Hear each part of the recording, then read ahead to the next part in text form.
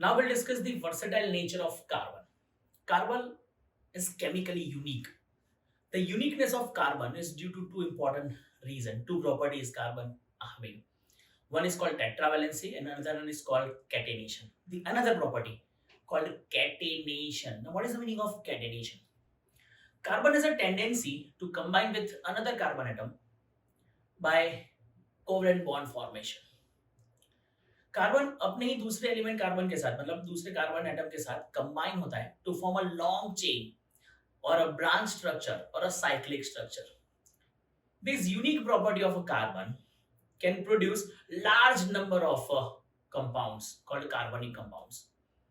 अगर कंपैरिजन की जाए तो कार्बन के इतने सारे कंपाउंड है कि पीरियोडिक टेबल के बाकी के सारे एलिमेंट कंबाइन होकर भी इतने कंपाउंड्स का फॉर्मेशन नहीं कर सकते और कार्बन की ये जो large number of compound producing capacity है वो उसकी कैटेनेशन प्रॉपर्टी की वजह से है.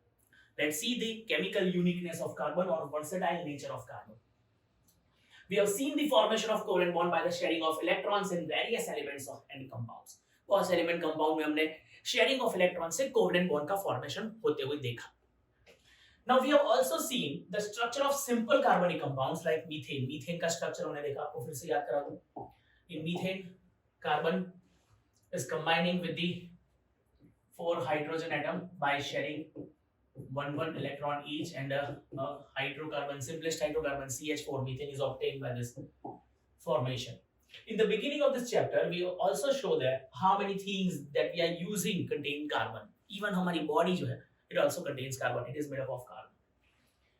कार्बन कंपाउंड की बात करें तो recently एक estimation में ये देखा गया कि millions of compounds है कार्बन के, and this outnumbers the large number of margin the compounds formed by the all the other elements put together.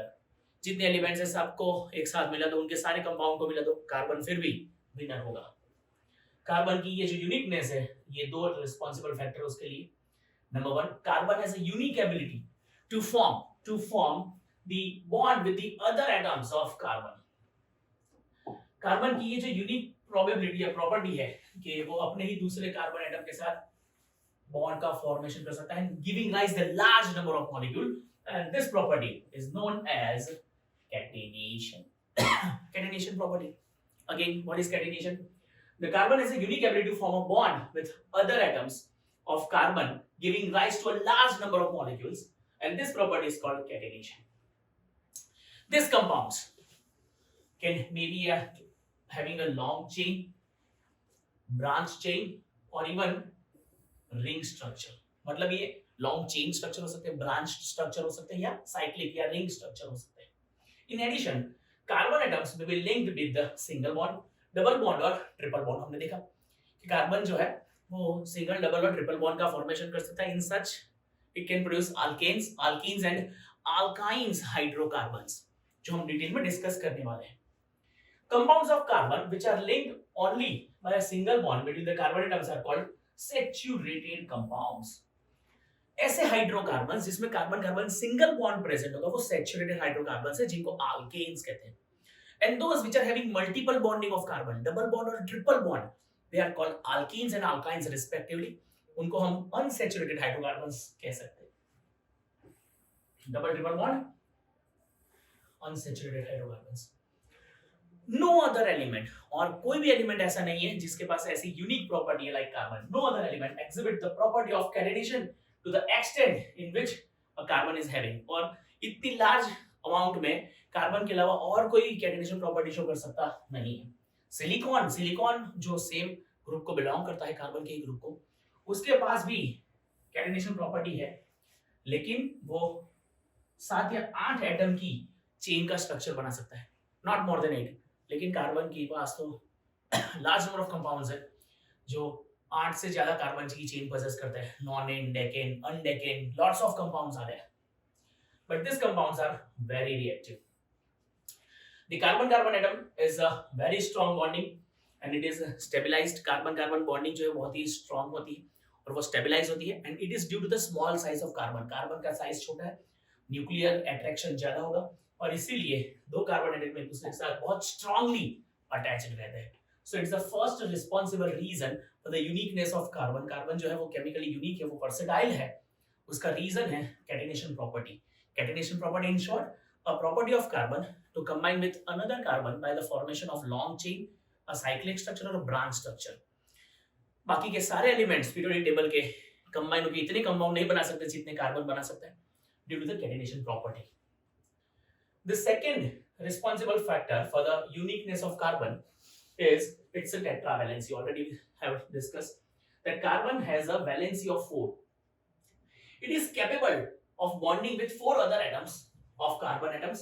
So some other monovalent elements carbon carbon bonding भी कर सकती है. Carbon दूसरे elements के साथ भी कंबाइन होकर सिंगल कोवलेंट बॉन्ड का फॉर्मेशन कर सकता है, सीसी बॉन्डिंग और CCL bonding, COH bonding. We have different type of bonding in which carbon share one electron with the other element, single bond formation. अब ये जो कंपाउंड का फॉर्मेशन हुआ, जैसे कि मैंने एक कंपाउंड बनाया जिसमें कार्बन जो है वो क्लोरीन के साथ कंबाइन हो रहा है और हाइड्रोजन के साथ भी कंबाइन हो रहा है. ये मीथेन है, ये सिंपल हाइड्रोकार्बन है. लेकिन अगर कार्बन की 3 वैलेंसी को, मतलब 3 बॉन्ड में हाइड्रोजन के साथ बना रहा हूं और एक वैलेंसी सेटिस्फाई हो रही है क्लोरीन से,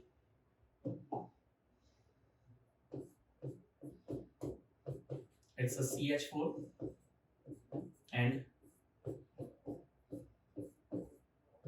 CH3Cl. तो ये जो क्लोरीन एसोसिएट किया है, ये क्लोरीन पर डिपेंड करेगी प्रॉपर्टी ऑफ दिस कंपाउंड. ये मीथेन है और ये क्लोरोमीथेन है, और chloromethane has a different property than that of methane. ये क्लोरीन जो है it is also known as functional group.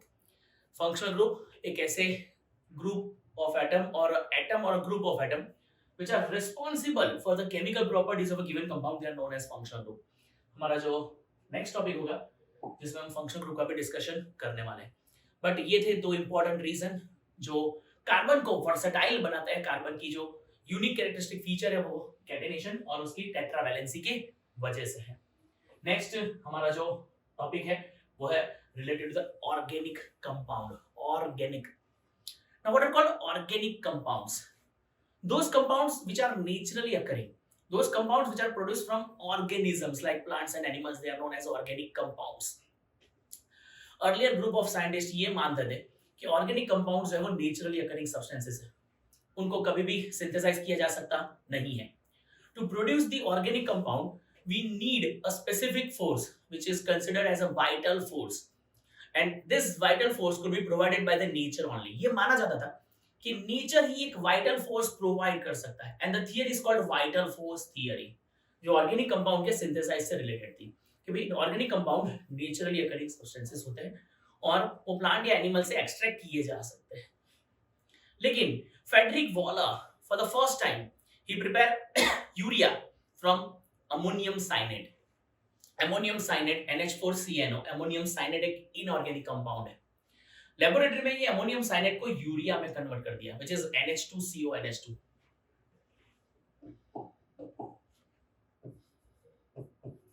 NH4CNO called ammonium cyanide has been converted into the urea NH2CONH2.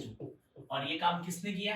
ये किया फ्रेडरिक वॉलर ने. Friedrich Wöhler, he disproved the vital force theory. हम कह सकते हैं कि blew away the vital force theory. vital force theory की धज्जियां उड़ा दी कि भाई vital force जैसा कुछ होता नहीं है. और उसने सबसे पहले यूरिया सिंथेसाइज किया एज एन ऑर्गेनिक कंपाउंड जो इनऑर्गेनिक अमोनियम साइनेट में से प्रोड्यूस हुआ. और वाइटल फोर्स थियरी जो है वो हटा दिया गया कि भाई ऐसी कोई रिक्वायरमेंट नहीं होती है. We can synthesise the organic compound from inorganic compound in laboratory. And nowadays हम बहुत सारे ऑर्गेनिक कंपाउंड को लेबोरेटरी में हम सिंथेसाइज कर रहे हैं. तो ये था इंट्रोडक्शन अबाउट ऑर्गेनिक कंपाउंड्स. आपका जो 10th स्टैंडर्ड सिलेबस है उसमें कुछ सिंपल ऑर्गेनिक कंपाउंड्स और उनके क्लासिफिकेशन दिए गए हैं, जिसमें सबसे पहला जो हम टॉपिक डिस्कस करेंगे वो है सैचुरेटेड एंड अनसैचुरेटेड कार्बनिक कंपाउंड्स. सैचुरेटेड एंड अनसैचुरेटेड कार्बनिक कंपाउंड्स. Stay tuned.